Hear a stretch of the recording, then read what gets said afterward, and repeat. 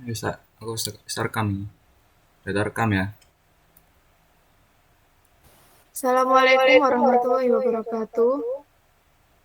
Jadi di sini kelompok kami akan menjelaskan tentang evaluasi tata kelola teknologi informasi menggunakan framework COVID 2019 pada Diskominfo Standi Kota Bekasi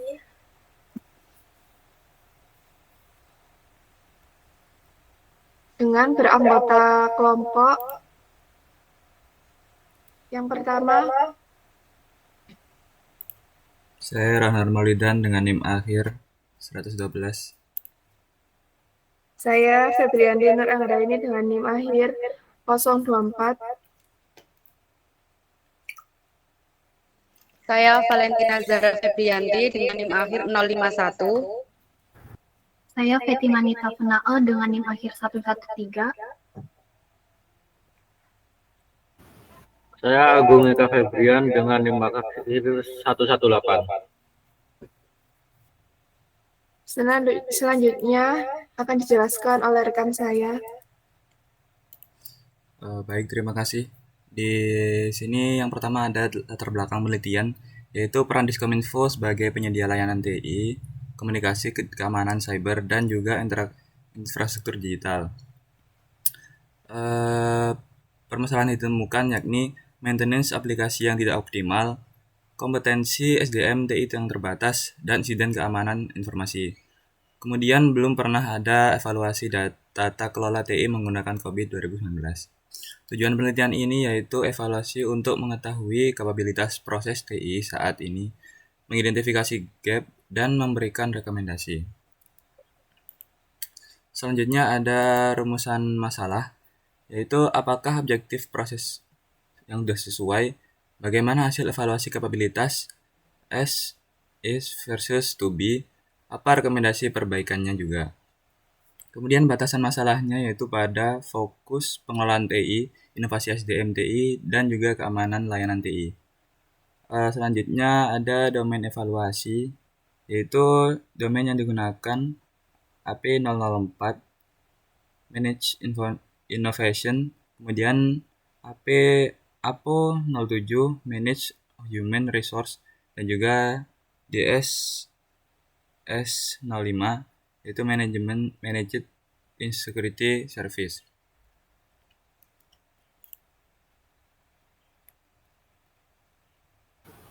Kemudian Selanjutnya gambaran bisa dijelaskan teman saya, silahkan. Selanjutnya itu gambaran umum Diskominfo Standi Kota Bekasi. Itu yang pertama ada bidang. Di bidang itu ada bidang layanan e-government, bidang teknologi informasi dan komunikasi, bidang statistik, bidang persandian dan keamanan informasi. Yang terakhir itu ada bagian umum dan kepegawaian. Kemudian tugas pokok, penyedia dan pengelola layanan TI, komunikasi, keamanan cyber, dan infrastruktur digital untuk mendukung SPBE, sistem pemerintah berbasis elektronik.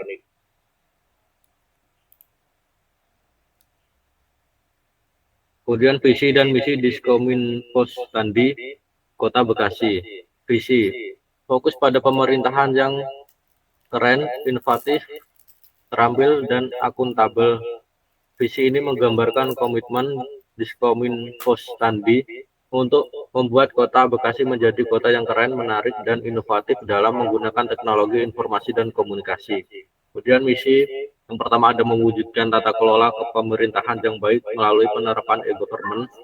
Kemudian yang kedua meningkatkan sarana dan prasarana teknologi informasi. Dan terakhir melaksanakan pelayanan informasi dan komunikasi kepada masyarakat serta promosi potensi. Baik, selanjutnya yaitu ada analisis desain faktor atau menentukan lingkup awal. Di sini kita menggunakan 4 desain faktor. Yang pertama yaitu ada DF1 atau Enterprise Strategy. Pada tabel DF1 pada slide terlihat ada beberapa pilihan strategi organisasi seperti operasional excellence, pelayanan publik, digital, transformation, inovasi, dan compliance. Dari tabel tersebut Nilai yang paling tinggi yaitu terdapat pada client service atau stability dan innovation dan differentiation. Yang artinya strategi Diskominfo Standi sangat menekankan inovasi layanan digital dan peningkatan layanan publik. Yang ini menunjukkan bahwa TI dianggap sebagai penggerak utama transformasi digital di Kota Bekasi. Karena inovasi menjadi strategi utama, domain yang cocok digunakan yaitu menggunakan APO04 atau Managed Information. Yang kedua ada DF2 yaitu Enterprise Goals. Yang di sini menggunakan EG05 atau Customer Oriented Service Culture, ada EG12 atau Managed Digital Transformation, dan EG13 yaitu Product and Business Innovation. Karena tiga tujuan ini mendapatkan nilai tertinggi pada tabel DF2, maka domain yang berkaitan dengan inovasi dan keamanan yaitu APO04 dan DSS05 yang menjadi prioritas utama yang harus dianalisis.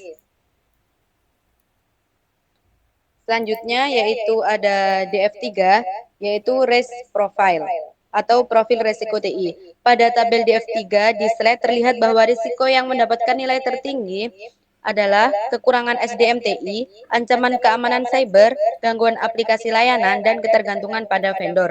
Kontak nilai tertinggi pada tabel menunjukkan bahwa SDM TI dan keamanan adalah risiko yang paling kritis bagi Diskominfo Standi. Hal ini memperkuat domain APO07 atau Managed Human Resource dan domain DSS05 atau Security Service karena keduanya berkaitan langsung dengan risiko terbesar yang muncul. Selanjutnya ada DF4 atau INT Related Issue. Pada tabel DF4 terlihat bahwa isu-isu TI dengan nilai tinggi yaitu ada inovasi TI terhambat, kualitas atau integrasi data, dan kurangnya pengawasan aplikasi. Isu-isu pada tabel ini menunjukkan bahwa proses TI berjalan tetapi belum terdokumentasi dengan baik dan belum terstandarisasi. Isu-isu ini secara langsung berkaitan dengan domain APO04 untuk perbaikan proses inovasi dan pengembangan layanan, APO07 untuk peningkatan kualitas dan kompetensi SDM TI, dan DSS05 untuk penguatan keamanan operasional. Selanjutnya akan dijelaskan oleh teman saya.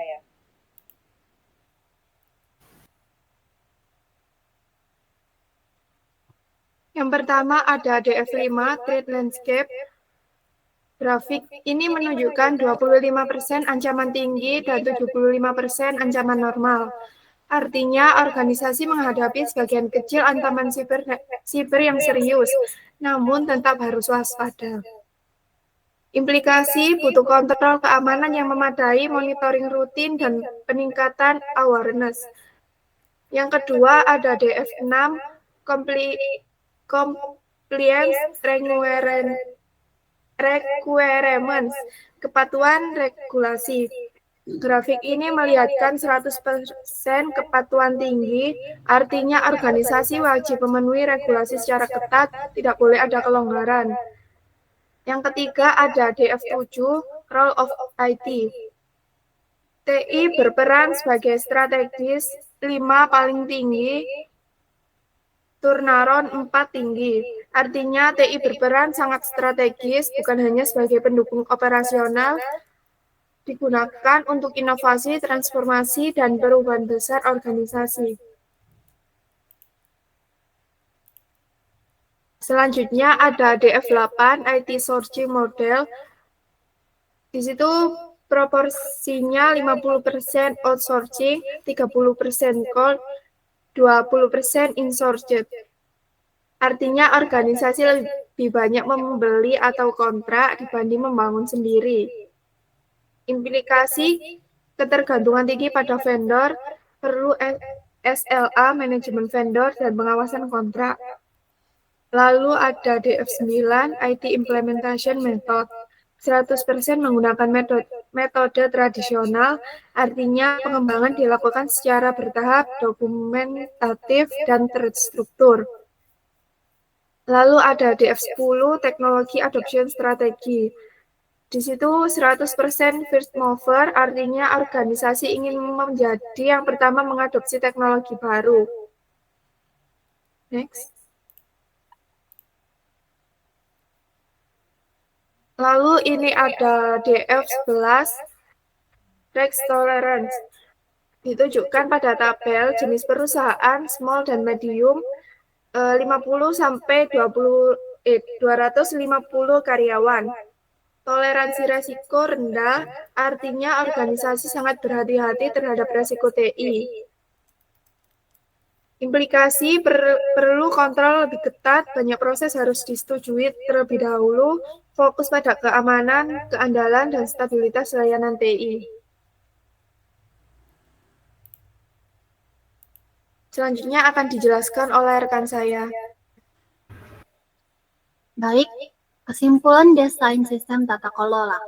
Nah, pada kesimpulan desain sistem tata kelola, kami menyatukan seluruh DF40 dengan objektif yang memiliki nilai lebih besar dari 75, ditetapkan berada pada level kapabilitas 4.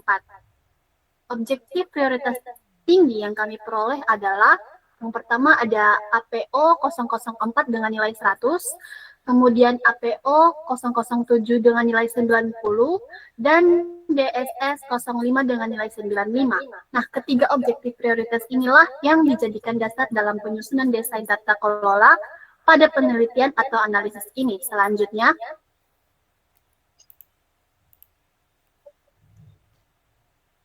identifikasi kontrol. Pada slide ini, kami menampilkan identifikasi kontrol berdasarkan domain prioritas. Setiap domain yang menjadi prioritas memiliki kontrol objektivitas atau praktik pengendalian yang diidentifikasi. 3 kontrol yang ditonjolkan adalah APO 004, yaitu fokus pada menciptakan lingkungan inovasi, memantau teknologi baru, dan mendorong inisiatif inovasi. Selanjutnya APO 007, yaitu berhubungan dengan mendapatkan dan memelihara staf yang memadai, termasuk keterampilan, pelatihan, dan penilaian kinerja. Selanjutnya DSS 05, berkaitan dengan perlindungan dari malware, keamanan jaringan atau akses logis, serta manajemen kerentanan. Nah, ketiga kontrol ini menjadi dasar analisis pada tahap berikutnya. Slide berikutnya. Analisis aktivitas kapabilitas. Pada tahap ini, kami melakukan analisis kapabilitas, yaitu penentuan tingkat kemampuan dilakukan untuk setiap proses TI dengan memperhatikan skala level 1 sampai level 5 sesuai dengan panduan COVID 2019. Nah, panduan yang kami gunakan berasal dari buku COVID 2019 pada bagian Governance and Management Objective. Analisis ini bertujuan untuk mengetahui tingkat kemampuan yang paling sesuai dengan aktivitas TI yang sedang berlangsung di perusahaan. Nah, slide berikutnya. Hasil dan rekomendasi. Dari hasil analisis capability, diperoleh bahwa terdapat kesenjangan atau gap sebesar 3 level, yaitu dari level 1 menuju level 4. Untuk menentukan gap tersebut, rekomendasi yang diberikan adalah yang pertama, meningkatkan proses dari level 1 menuju level 2, yaitu mulai mengelola proses secara lebih sistematis. Nah, di bagian kanan slide juga ditampilkan tabel ringkas berisi rekomendasi detail terkait peningkatan proses pada objektif APO 004. Selanjutnya saya kembalikan kepada moderator. Itu saja presentasi dari kelompok kami. Saya akhiri. Wassalamualaikum warahmatullahi wabarakatuh. Waalaikumsalam.